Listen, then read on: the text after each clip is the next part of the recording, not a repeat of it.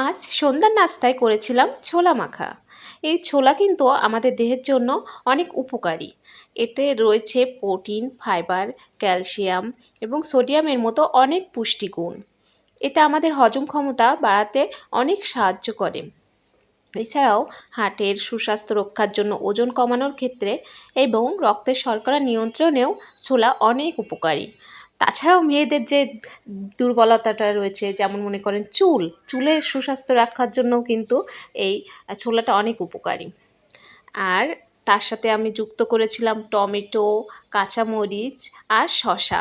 টমেটোতে আছে প্রচুর অ্যান্টিঅক্সিডেন্ট, যেটা আমাদের স্ট্রেস এবং প্রদাহ হ্রাস করতে সহায়তা করে। এছাড়াও আমাদের ইমিউনিটি সিস্টেমকে অনেক বুস্ট আপ করে। তাছাড়াও আমাদের রক্তচাপ নিয়ন্ত্রণে টমেটো সাহায্য করে। আর সাথে রয়েছে শসা। শসার কথা তো আর নাই বা বলি। শসা তো অল্প ক্যালোরিযুক্ত খাবার।